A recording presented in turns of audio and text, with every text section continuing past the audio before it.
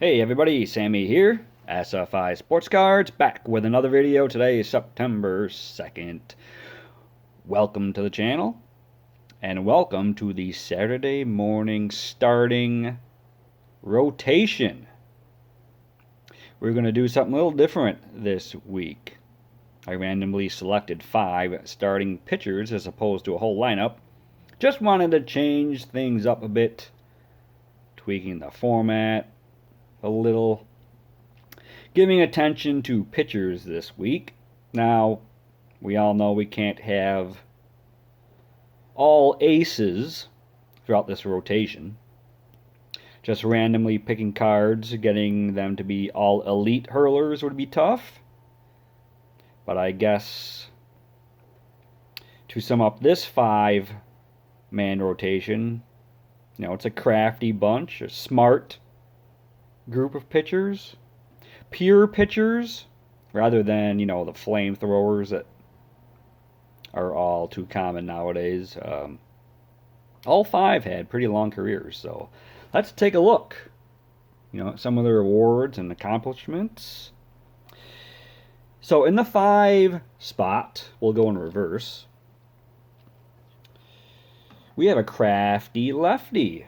He's out of Chicago, Illinois, drafted in 1978, 9th round, out of Miami of Ohio.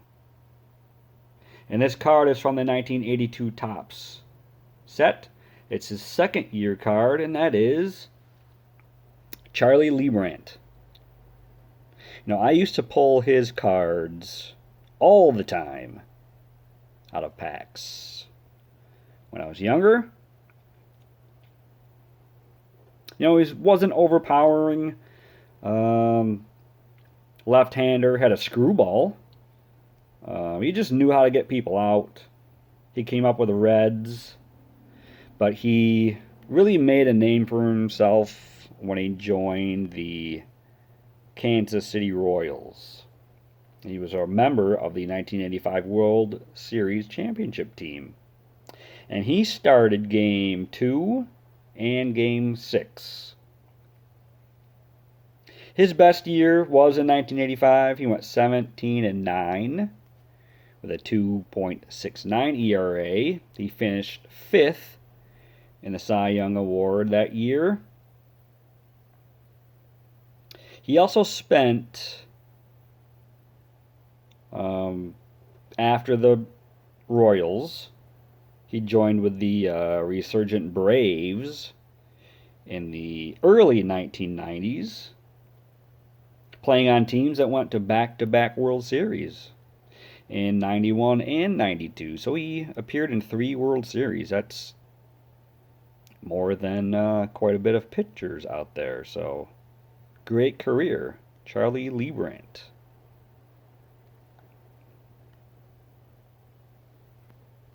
Next, the number 4 spot in the rotation. We have a very special player.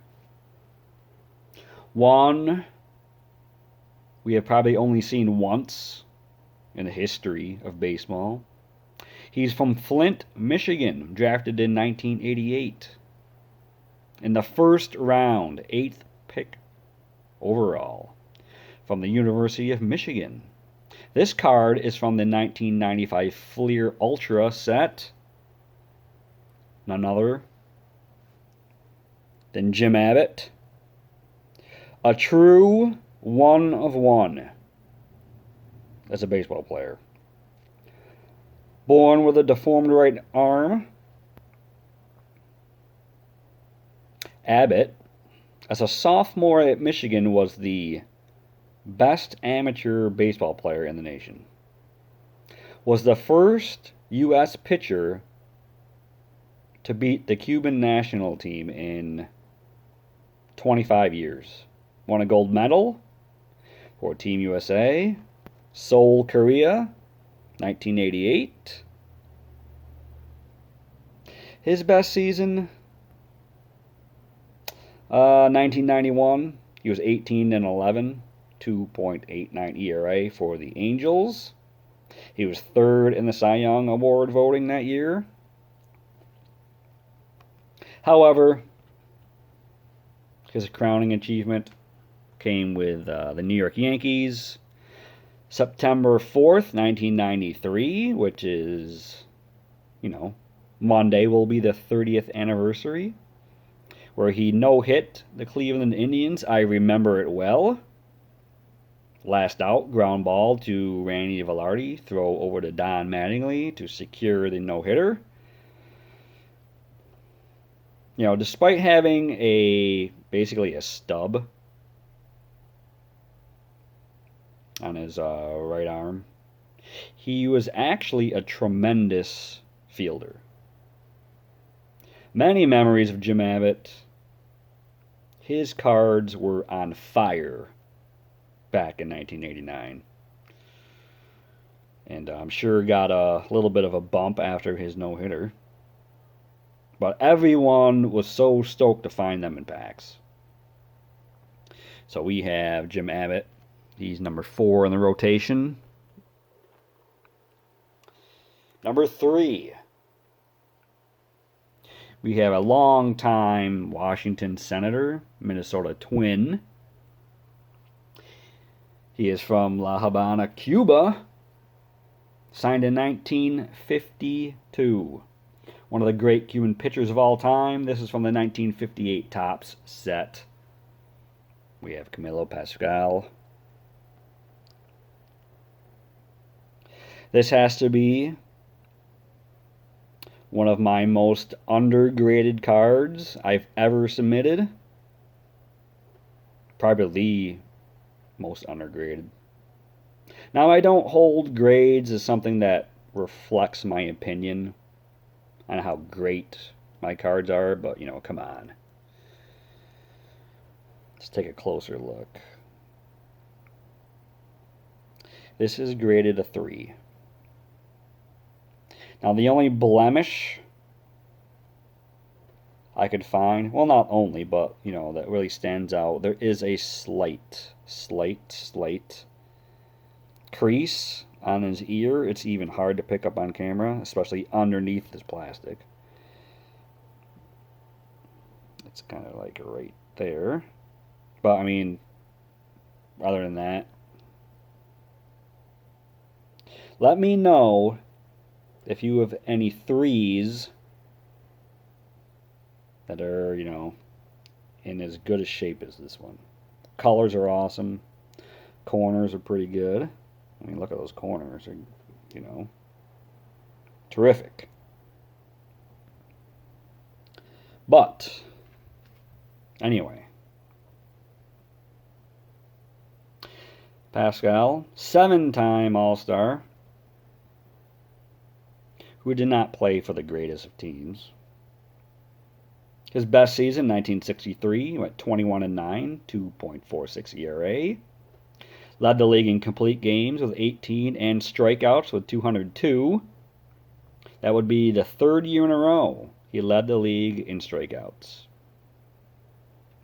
Also, over his career, led the league in complete games 3 times and shutouts 3 times.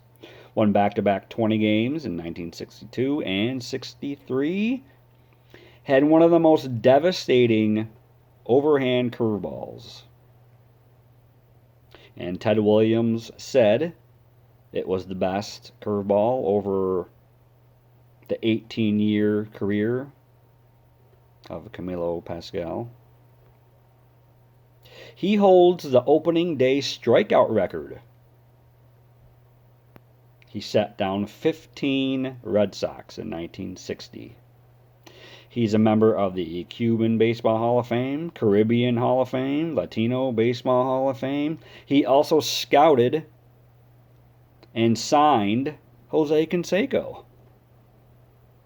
I know a couple guys in this community, big fans of Pascual. Orlando, big fan of him. Over at Collector's Dream. And also Decon. Doug also was a big fan of this guy, so check out their channels for more of Pascual cards if you're interested. So he's in the number 3 spot in the rotation. Number 2, One of the grittiest pitchers I ever saw. A guy that would, dig deep, especially with his back against the wall, both on the mound and off it. He's from Kansas City, Missouri, drafted in 1981 in the 3rd round out of Rockhurst High School. This is from the 2015 Stadium Club set. That is David Cone. I believe this card is from my friend Joe over at Force Off Corners. Thanks again for this one. It looks like it's commemorating his one of the bigger accomplishments he ever had in his career, which we will get to in a second. Cone, 5-time All-Star, 5-time World Series champion with the Yankees and the Blue Jays. Won the Cy Young Award in 1994, the strike-shortened year. He went 16-5 with a 2.94 ERA. However, his best season, 1988 with the Mets, was 20-3 with a 2.22 ERA, 3rd in the Cy Young Award voting that year, which would be won by Orel Hershiser. And I believe, I'm trying to remember who came in second. I think Danny Jackson came in second with the Reds, I think. I'll have to check on that one. But he led the league in strikeouts twice. Strikeouts per 9 innings 3 times. Now, he would invent pitches on the mound as the game went on, changing pitch grips, arm angles, anything to throw off, the batter's balance. And here's something. I don't think most people remember this, but he is second all-time for strikeouts in a game. 1991, October 6th, he struck out 19 Phillies. I believe that was the last day of the season.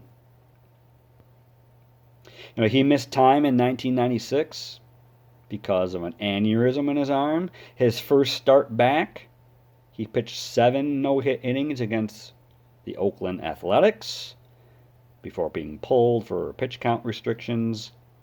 And of course, 1999, July 18th, he pitched the 16th perfect game in history on Yogi Berra Day at Yankee Stadium, with Don Larson throwing out the first pitch before the game even started. So there's a link there for perfect games. I remember that one well as well, too.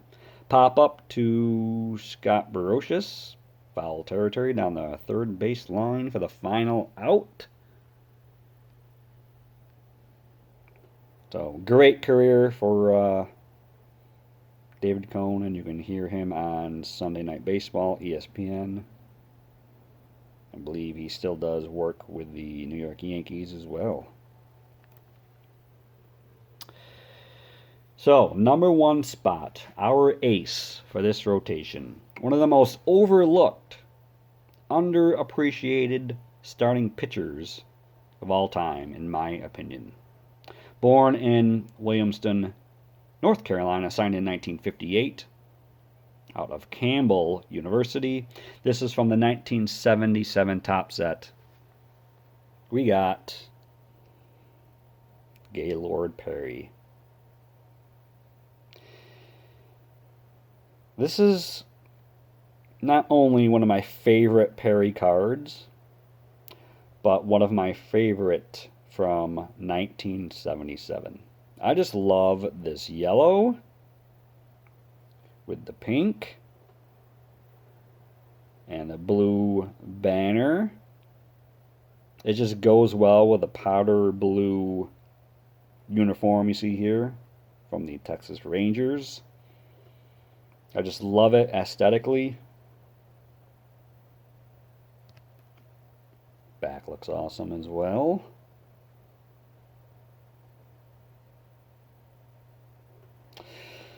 Yeah, Perry, Hall of Famer. 5-time All-Star, 2 Cy Young Awards. Won one in Cleveland, 1972, and in San Diego, 1978. Oldest pitcher to win the award. I think right before he turned 40 at the time. 314 wins, over 3,500 strikeouts. 5 times he won 20 games. Would lead the league 3 times in that category. Best season, 1972, was 24-16. The Indians were 12 games under 500. Had a 1.92 ERA through 342 innings that year. 22 seasons he pitched. Went to the postseason once in 1971. I think that's the only time he pitched for a first place team. I didn't go too in depth to research that, but real quick I looked. So if anybody knows if that is an error on my part, please let me know. He had a large array of pitches. He had a 4-seamer, curveball, changeup, slider, forkball, and his infamous spitball.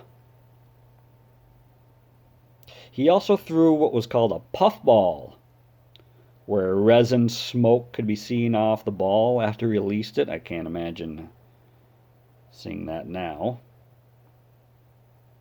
Opposing teams hated him. Not hated him, but just getting away with throwing that spitball all the time. Umpires, same thing, but he never got caught until it might have been his last season. He finally got caught and was ejected. September 17th, 1968. Pitched a no-hitter against St. Louis. He also pitched 13 career two-hitters. Now check these numbers. When he won 300 games, he was the only the second pitcher ever to hit that milestone with 3,000 strikeouts. The other, Walter Johnson. He also ranked 3rd all-time in strikeouts when he retired. He started 690 career games, which was second behind Cy Young. 5,350 innings pitched, that was 4th all-time. And the first since the 1920s to pitch over 5,000 innings. Last pitcher to throw 300 complete games, I believe, if that is updated. Now, if you don't think he has ace credentials, well, you better check your baseball knowledge, because he was terrific. 11 times he pitched 250 innings. 6 times he pitched over 300 innings. And this is modern day milestones. You know, this is not like dead ball era stats. So we have Perry in the #1 spot this week. Pretty good rotation. Hope you enjoyed. Leave a like if you did. Moving forward, not sure where this series is going to go as far as going into specific positions, or maybe I'll do a bullpen segment. Maybe a segment on, you know, speedsters or Gold Glove Award winners. We'll see. I will go back to the full starting lineup at some point. Hope everyone is having a great start to the weekend. College football's here. Excited about that. Enjoy the long weekend, with it being Labor Day on Monday.